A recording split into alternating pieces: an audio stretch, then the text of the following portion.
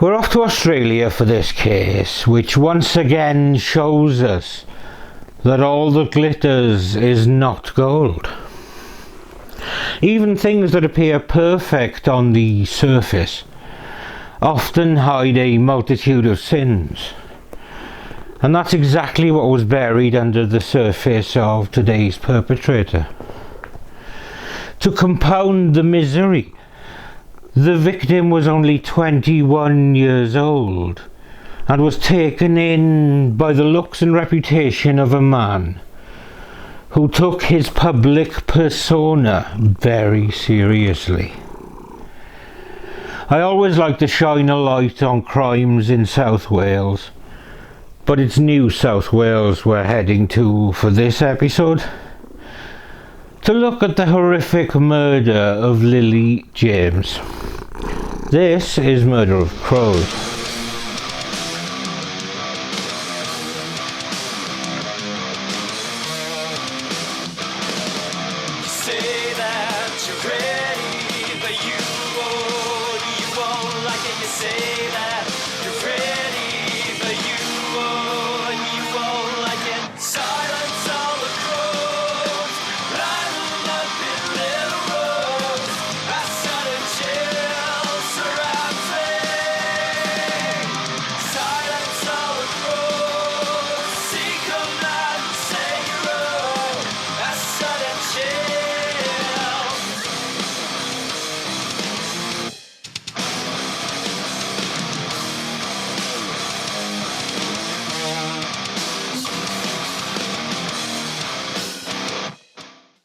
We're off to the other side of the world for this case.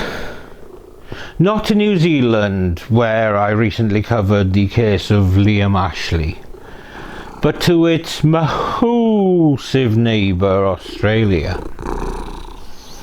New South Wales, commonly abbreviated as NSW, is a state on the east coast of Australia.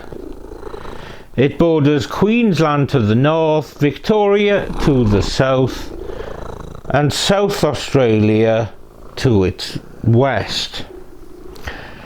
Its coast borders the Coral and Tasman Seas to the east. The Australian Capital Territory and Jervis Bay Territory are enclaves within the state. New South Wales state capital is Sydney, which is also Australia's most populous city.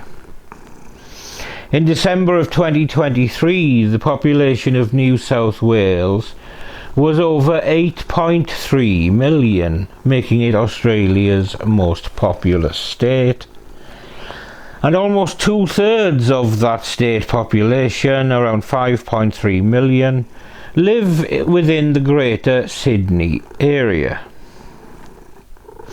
The original inhabitants of New South Wales, it won't surprise you to learn, were the Aboriginal tribes, who arrived in Australia about 40,000 to 60,000 years ago. Before European settlement, there were an estimated 250,000 Aboriginal people in the region. The Wadi people, who spoke a variant of the Darawal language, are the original custodians of an area south of Sydney, which was approximately bounded by modern Campbelltown, Shoalhaven River and Moss Vale, and included the Illawarra. The colony of New South Wales was founded as a British penal colony in 1788. It originally comprised more than half of the Australian mainland, with its western boundary set at the 129th meridian east in 1825. The colony then also included the island territories of Van Diemen's Land, Lord Howe Island and Norfolk Island. During the 19th century, most of the colony's area was detached to form separate British colonies, that eventually became the various states and territories of Australia. The Swan River Colony, later called the Colony of Western Australia, was never administered as part of New South Wales. The transportation of convicts to New South Wales ended in 1840. And in 1842 a legislative council was introduced, with 2/3 of its members elected and 1/3 appointed by the governor. By 1850 the settler population of New South Wales had grown to 180,000, not including the 70,000 living in the area, which became the separate colony of Victoria in 1851. Now, coming right up to date, at the 2021 census there were 2,794,666 people living in New South Wales that were born overseas, accounting for 34.6% of the population. Only 43% of the population had both parents born in Australia. 3.4% of the population, or around 278,000 people, identified as Indigenous Australians, that's Aboriginal Australians and Torres Strait Islanders, in 2021. New South Wales is home to several major museums and art galleries, including the Australian Museum, the Powerhouse Museum, the Museum of Sydney, the Art Gallery of New South Wales, and the Museum of Contemporary Art. I've also heard there's apparently an opera house in Sydney as well. New South Wales is the setting and shooting location of many Australian films, including Mad Max 2, which was shot near the mining town of Broken Hill. The state has also attracted international productions, both as a setting, such as in Mission Impossible 2, and as a stand-in for other locations, as seen in the Matrix franchise, The Great Gatsby, and Unbroken. 20th Century Fox operates Fox Studios Australia in Sydney. Screen NSW, which controls the state film industry, generates approximately $100 million into the New South Wales economy each year. And that was a brief look at the history and cultural significance of New South Wales and its major city of Sydney. Now we need to look at a young lady who came to be employed at one of Sydney's many prestigious educational establishments. Lilie James was born in May 2002 to Jamie and Peter James and resided in Sans Souci, or Suchi, I'm not sure which it is, and that's in New South Wales. She graduated in 2020 at Danebank in Hurstville and studied sports business at the University of Technology, Sydney, the following year. Lilie was then employed part-time by St Andrew's Cathedral School as a water polo coach. Close friends of Lilie described her as the nicest and kindest person. Friends and family consistently use one phrase to describe her: a life force. She embodied the energy and promise of youth, approaching each day with an infectious enthusiasm that touched everyone around her. Her father, Jamie James, said of his daughter, "Lilie was hard working. She loved being involved. She could be extremely nosy, but she wanted to make people's days better. Whether that was just with a smile or with a quick conversation. This desire to brighten others' lives was a core part of who she was, and indeed the things that she did. By age 21, Lilie had already built an impressive resume that showcased her dedication to helping others. She juggled multiple roles with remarkable efficiency, teaching swimming, dance, and coaching both water polo and netball. And each one of these roles represented not just a job, but a chance to make a positive impact on the lives of others. Her mother seemed surprised by her daughter's seemingly endless supply of energy, with her saying, "Where did she get it all from?" And the answer, according to those who knew her best, was simple: chocolate and ice cream, with her friends also saying she had a very sweet tooth. But beyond her professional accomplishments, Lilie represented something more as a person, as a embodiment of a new generation of young women raised to be strong, independent, and clear about their boundaries. She approached relationships with remarkable maturity, and this would include the very brief romance that would tragically lead to her death.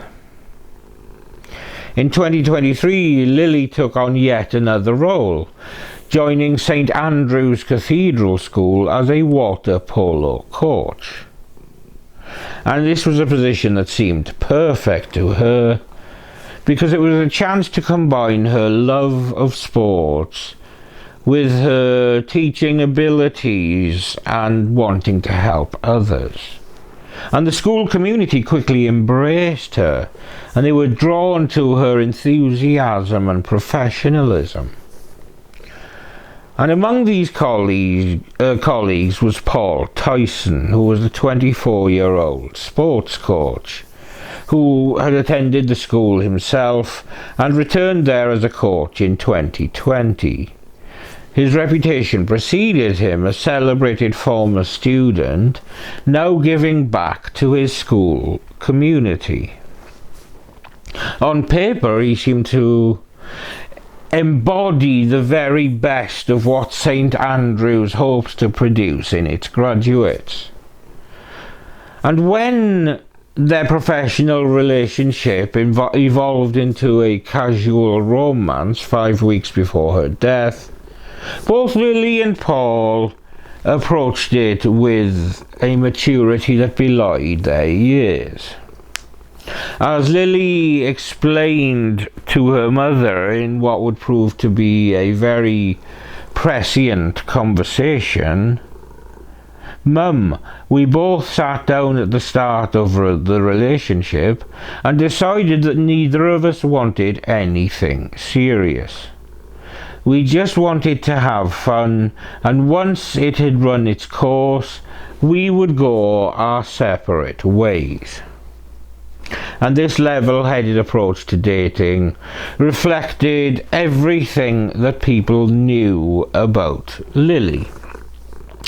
That she was thoughtful, that she was communicative, and that she was clear about her boundaries. Her mother said she never had problems communicating what she wanted and finding out what someone else wanted.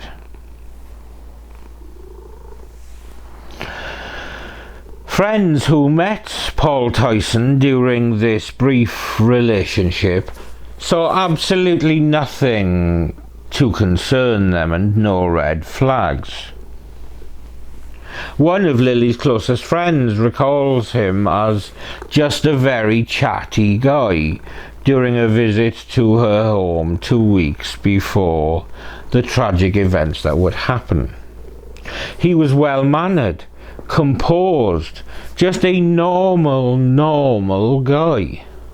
When Lilie and Paul decided to end their relationship a week before the tragic events I will describe, it seemed to follow the mature framework that they had established when they started their short-term relationship.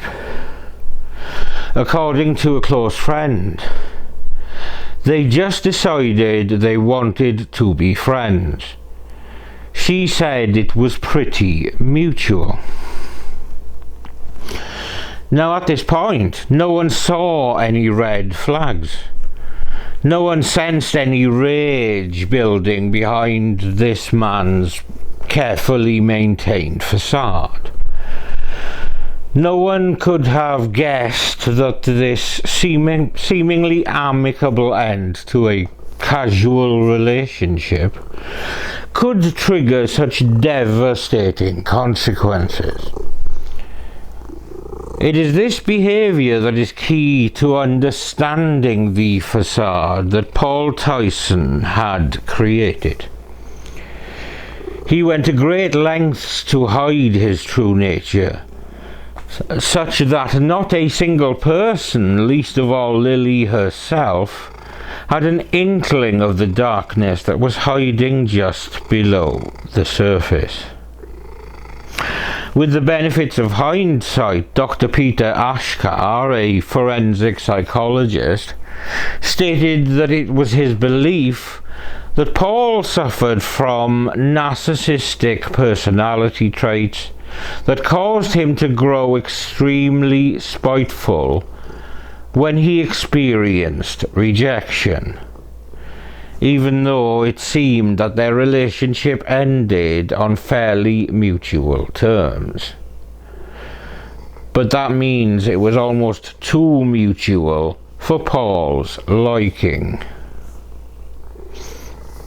In what would prove to be her final days, Lilie continued with her usual routine, teaching, coaching, studying, and spending time with friends and family. On the morning of October the 25th, her father Jamie watched her eat breakfast in her quirky way, noting that she seemed perfectly at ease, off in her own little world. It's worth noting again at this point that nothing seemed off or weird, and there were no warning signs for what was to come later that same day. And the day proceeded normally until about 7 p.m. when Lilie entered the school's gymnasium bathroom to change for water polo practice. It was then that Paul Tyson, carrying a hammer and harbouring 3 days of festering rage over their mutual breakup, followed her inside. The violence that followed was shocking in its brutality. Dr. Peter Asher, a forensic psychologist who reviewed the case, would later describe the attack as showing unbridled and relentless rage, noting that it smacks of hate, callousness, psychopathy to a degree. He cornered her in a stall and with the heavy hammer brutally bludgeoned her in the head repetitively, and stayed with her body for over an hour while grabbing her phone and texting her father. Minutes after pressing send on her phone with this message to her dad, he rushed out of the school and to his vehicle. What followed the murder revealed the true depth of Tyson's calculating nature. At approximately 8:30 p.m, more than an hour after Lilie's death, her father Jamie received the text message we mentioned from her phone, which said, "Come to the school, trouble." And Jamie rushed to the school. He was driven by that paternal instinct to protect his child. He went to Lilie's desk and found her bag and pass were still there. He entered the doors near the gym, but in what would later prove to be a mercy, didn't go any further in, with him saying, "I'm glad I didn't go that little bit further," with the implication of what he might have discovered hanging heavily in the air. As the evening wore on, police and ambulance services arrived at the school. The pieces of information began coming together, leading to the devastating revelation that would shatter the James family forever. And Lilie's father Jamie recalls, "I had to come home and tell Peter. I'll never forget that one moment in time when the realization that she'll never walk through that door again. It will haunt me for the rest of my life." After committing the murder, Paul Tyson's movements revealed a level of calculation and a disturbing detachment. CCTV footage would later show him walking calmly through Sydney streets, stopping to dispose of personal items in a bin. And the location of this bin would later prove very significant in the investigation. For nearly 2 hours he sat in his car, eventually making an anonymous call to police to inform them that they would find Lilie's body in the gymnasium. The brutality of the crime, combined with the calculated nature of Tyson's actions afterwards, painted a picture not of a man who snapped, but of someone who, as the psychologist Dr. Asher would later explain, had allowed rejection to trigger a deadly narcissistic rage. The 3 days between the breakup and the murder had not been a cooling off period, but rather had become a time for his anger to build to lethal levels. The investigation into Lilie James' murder would uncover not only the horrific details of her final moments, but also reveal a pattern of behaviour that had gone unnoticed by many who knew Paul Tyson. As investigators pieced together the events of October the 25th, 2023, they would discover that behind his carefully crafted image of respectability lay a disturbing history of obsession and control. When police first arrived at St Andrew's Cathedral School that Wednesday night, they were responding to an anonymous call, later discovered to be from Tyson himself, indicating they would find a body in the gymnasium. As we know, Jamie James, Lilie's father, was already at the school desperately searching for his daughter after receiving the cruel text message from her phone.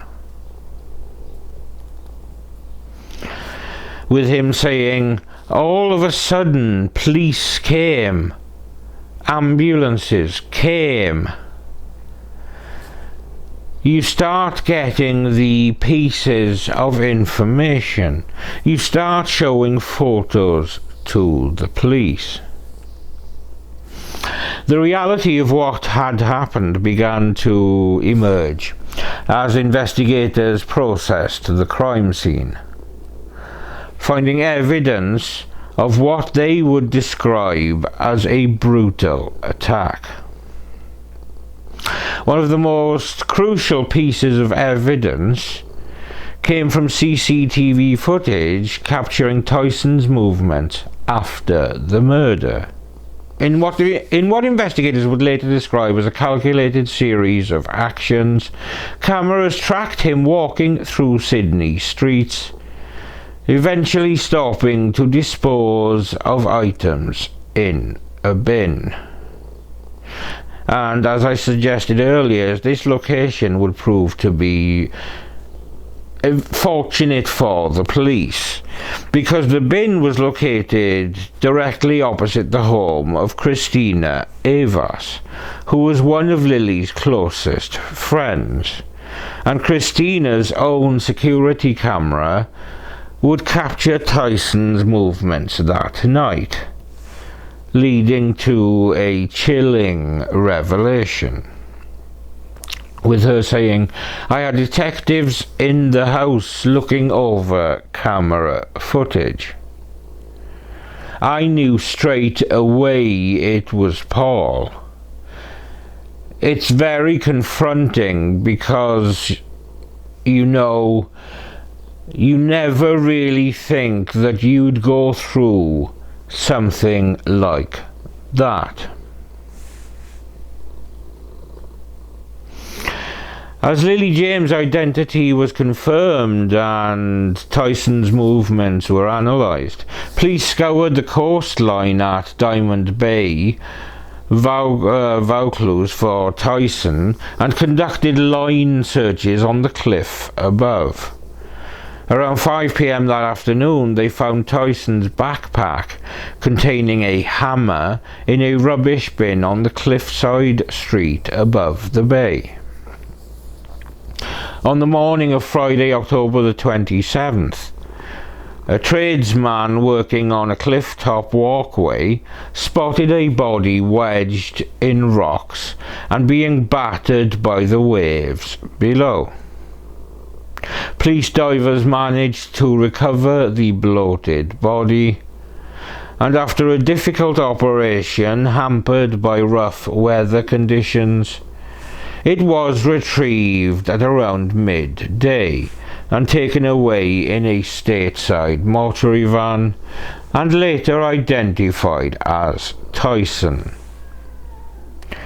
This wasn't the justice the James family had been praying for. His body was located after he jumped off a tall cliff into a body of water, leaving Lilie's parents with a strong level of frustration. Since losing their sweet Lilie, the James family have been left to pick up the shattered pieces of their family dynamic. Peter tries to nurture her health day by day, claiming that her husband and her son Max are her last little flicker of light in her life. And as for Lilie's dad Jamie, he still reflects on the overwhelming emotions attached to the search for his daughter that night, but is thankful that something within him told him to refrain from taking more steps towards the gym bathroom. He would much rather remember the last funny glimpse of her eating her toast in her characteristic way on the couch, instead of how she was heartlessly left in the stall. In the wake of the tragedy, as Lilie's family was remembering their daughter, The school made plans to create a permanent reminder of her short life in the form of a memorial or award which celebrates her memory. The James family statement said, "We are devastated and heartbroken by the loss of our beautiful Lilie James. She was vibrant, outgoing, and very much loved by her friends and family." The school demolished the gymnasium bathroom where the crime took place. The new memorial created is a framed wreath made from the ribbons attached to the mountains of flowers left outside the school after Lilie's death was made public. The wreath will be on permanent display on the school's 6th level and quietly displayed at times significant to Lilie from time to time in the school foyer, given the complexity of trauma and the ongoing grieving process. On the 1-year anniversary of her tragic death, school students were given black armbands to wear in Lilie's memory at sporting events that weekend. A recent relationship breakup is believed to be behind the murder of a young woman inside prestigious St Andrew's Cathedral School in the city last night. Lilie James was just 21, the school's water polo coach. Tonight, her 24-year-old ex-boyfriend is missing, with police continuing to search for him. At St Andrews today, this said it all. Staff beyond despair, faces beyond distress. Teachers doing what teachers do when it all goes wrong at schools. An extremely daunting experience. They're going to be confronted by this today. Dead tonight, 21-year-old water polo coach Lilie James, bludgeoned with a hammer in a gymnasium change room. The actual scene itself was quite confronting. I don't want to expand on that any further. Wanted tonight is this man, 24-year-old sportsman Paul Tyson. From the Netherlands and a former exchange student at the school, he'd returned to Australia and to St Andrews and was coaching on staff. 7 News understands the pair was dating but had recently split. That was her call, not his. And tonight, she is dead. At Clifftop Vaucluse, a mid-morning manhunt. Detectives had traced Tyson to here, and they were searching high and low, in the air, in the water, on ground. This car towed, this bin emptied, this building site scoured. Detectives, lots of them, talking to anyone who'd seen anything. A pair of Apple AirPods and it's believed a hammer were seized. The only thing missing, Tyson himself. And tonight, he is wanted, dead or alive. It hasn't really hit home. I guess it hasn't really sunken in. Back at the school, the hugs kept coming, and by now, the flowers were too, from students, some heading off to HSC exams while trying to deal with the most dreadful distraction. A horrible crime, one of the worst that I've seen in my public life. My government's made contact with the school this morning and offered any help that they need. Police who lay guard to the horror inside arrived at the school late last night after someone phoned to raise an alarm. For now, they won't say who. The victim, Lilie James, will be remembered like this. Everything a young woman could be and should be, but now will never be.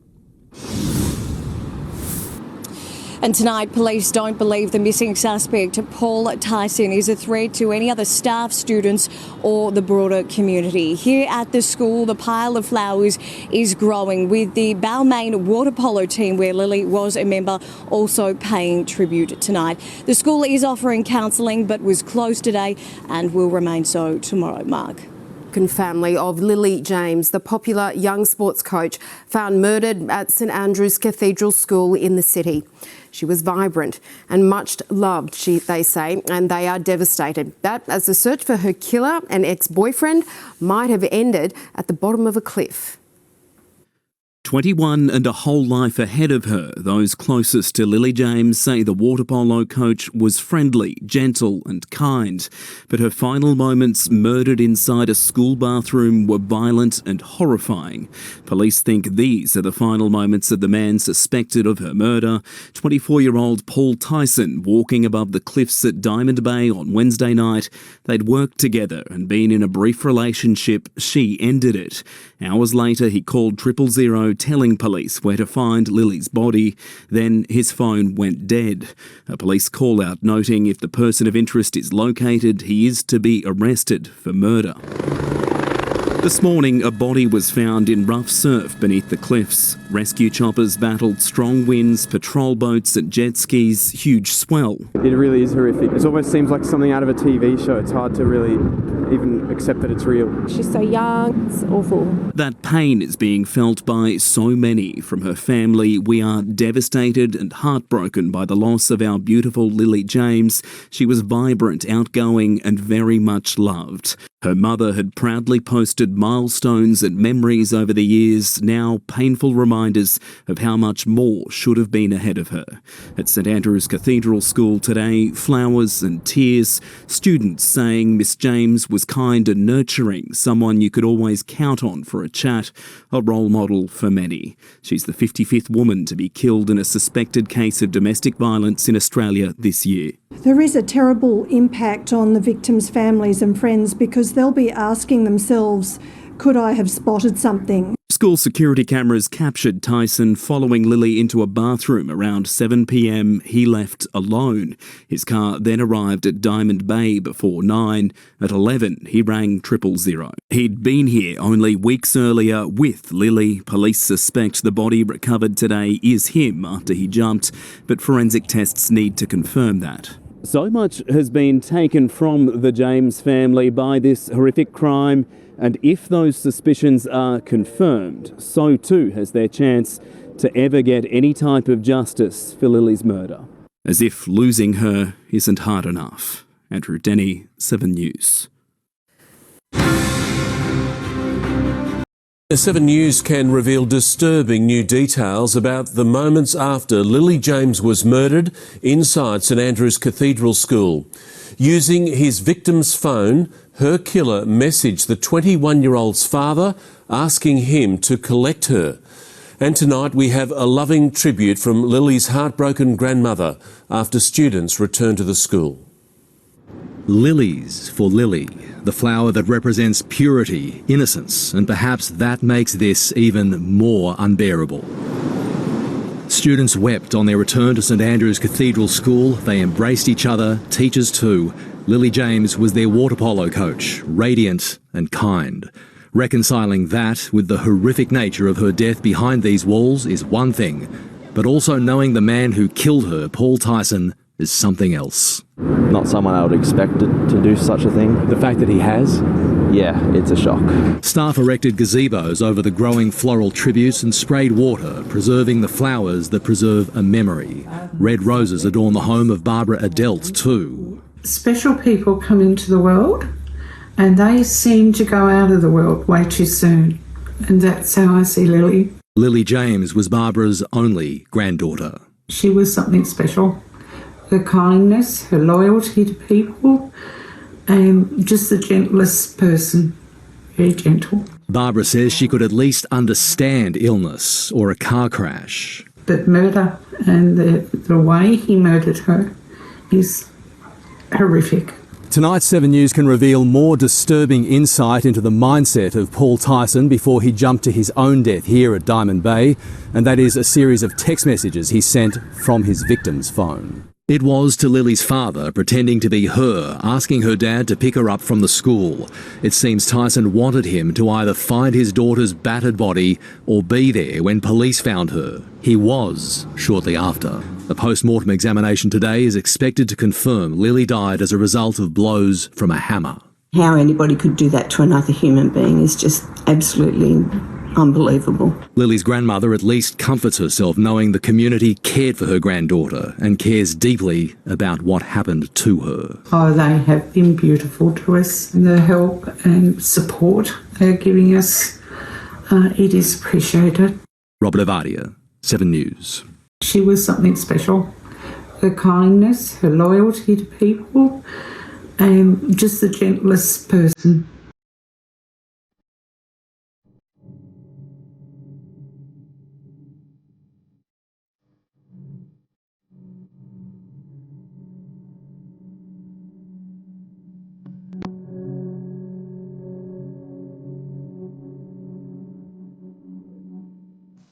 Police located the body of a female in her early 20s in the gym area of the school, and from her injuries it was apparent that she was a victim of a homicide.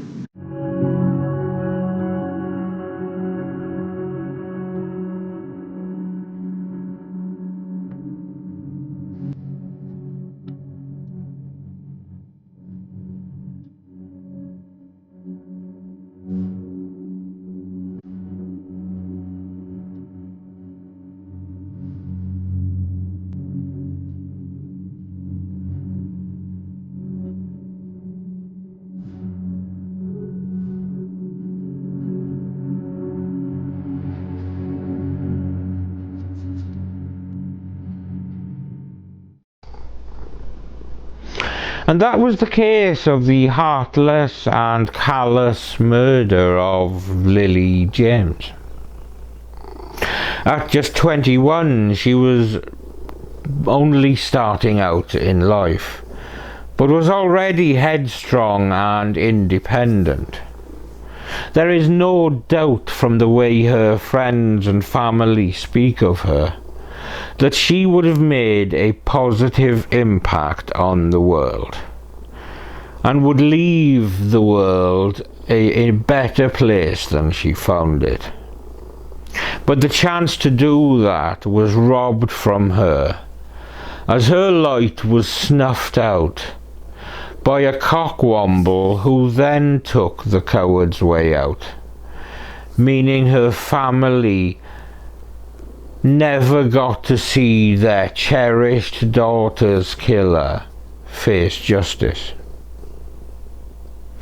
This episode is of course dedicated to this beautiful and vibrant young woman who brightened the lives of all those around her. I hope she is at peace, and I send love and condolences to all of her family and friends.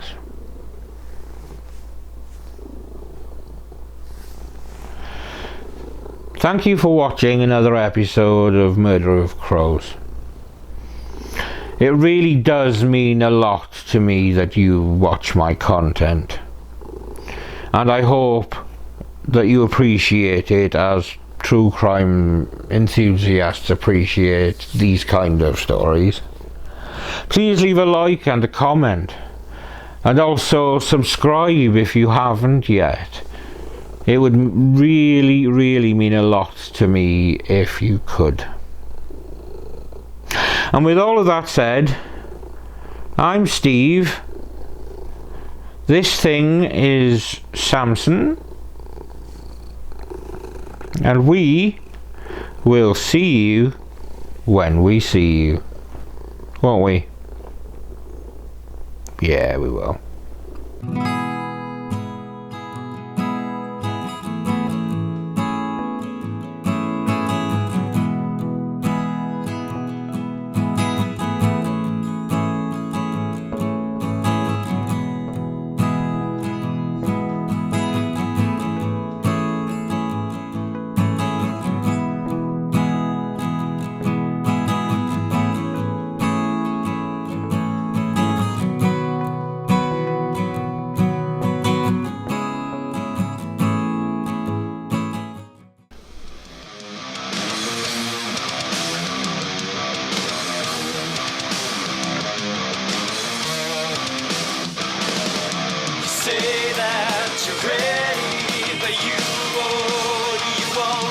Say